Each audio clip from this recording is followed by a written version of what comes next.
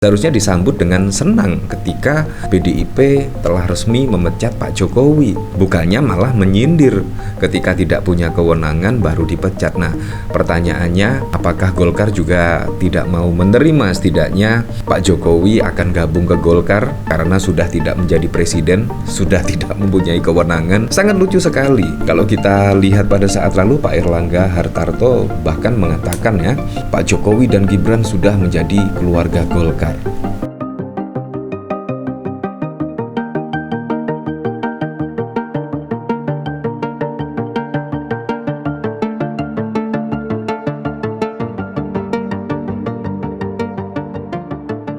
Nah, ini yang cukup lucu sekali ya, yaitu bahkan Golkar sindir PDIP yang baru berani pecat Jokowi setelah tidak punya kewenangan.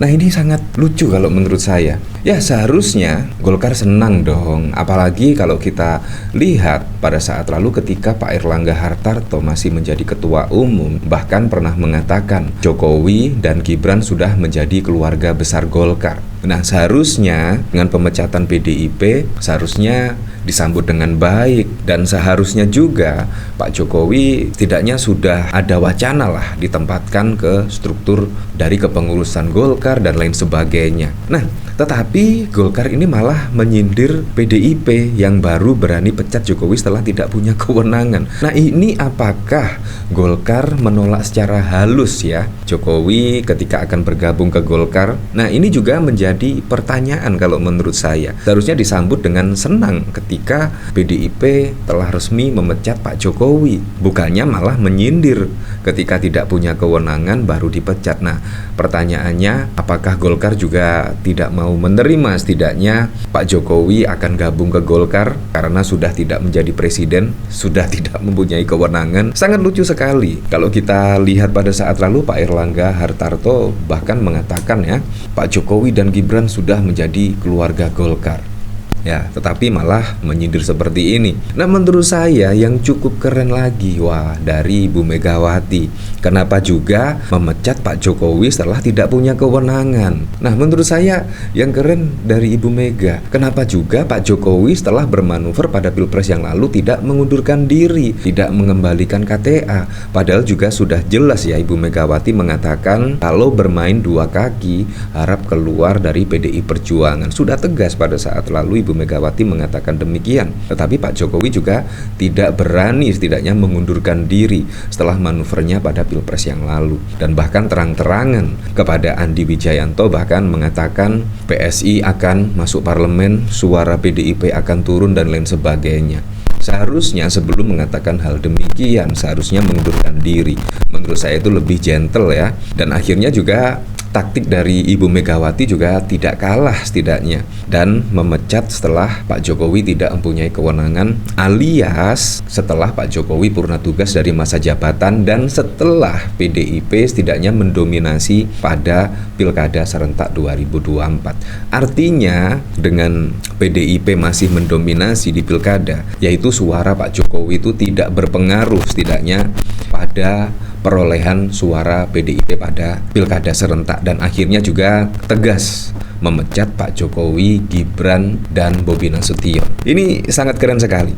Apalagi kalau kita lihat dari pemberitaan di sini ya, pamor kian amblas usai didepak PDIP.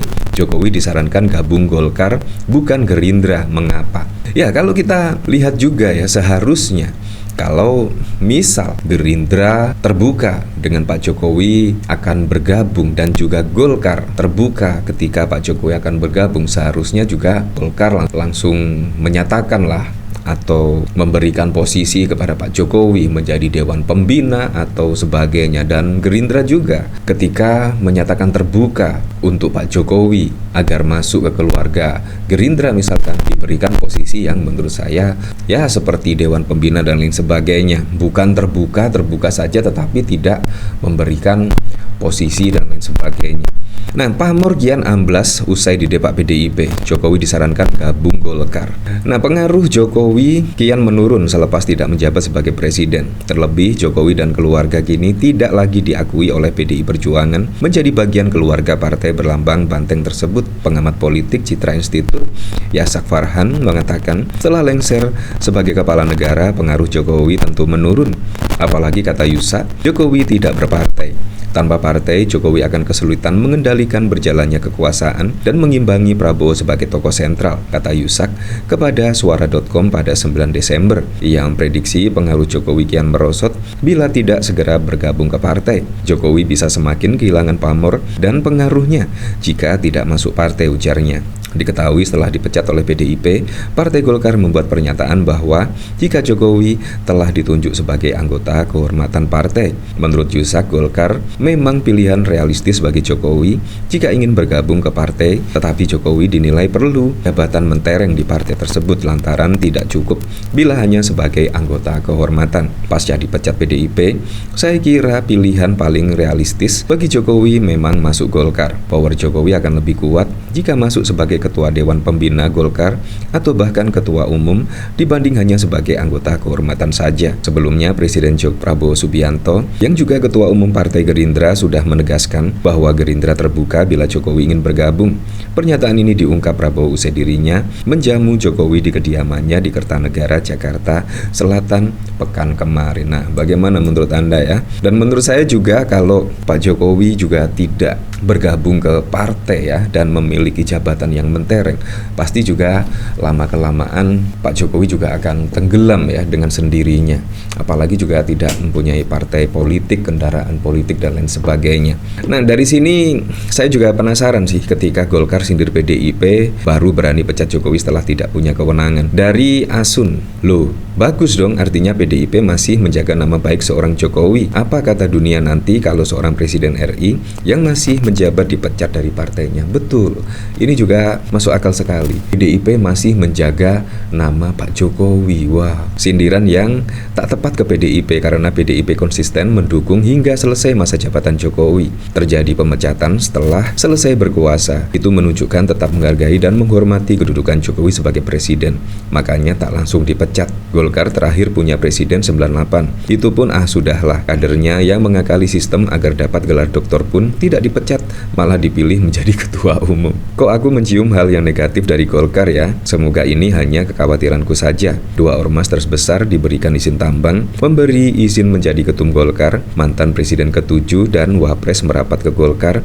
Kini Golkar mulai menyerang PDIP. Apakah ini memiliki benang merahnya ya? Nah, menurut saya PDIP itu cukup keren sekali walaupun dihianati oleh Pak Jokowi. Tetapi PDIP masih menjagalah kehormatan dari Pak Jokowi. Karena apa? Karena PDIP memecat setelah Pak Jokowi itu purna dari jabatan presiden. Bayangkan kalau misalkan PDIP tidak menjaga atau tidak menghormati Pak Jokowi misalnya, pasti juga akan dipecat pada saat yang lalu ketika manuvernya pada Pilpres yang lalu. Kemungkinan PDIP akan memecat pada saat lalu. Tetapi PDIP juga berkomitmen ya, tidaknya akan mengawal pemerintahan Pak Jokowi hingga masa jabatan selesai setelah tanggal 20 Oktober. Nah, menurut saya PDIP walaupun dihianati itu masih tetap menjaga norma-norma, menjaga etika-etika karena tidak langsung memecat Pak Jokowi. Menurut saya itu sangat keren sekali loh, walaupun di internal PDIP itu menginginkan setidaknya Pak Jokowi dipecat oleh PDIP, tetapi juga PDIP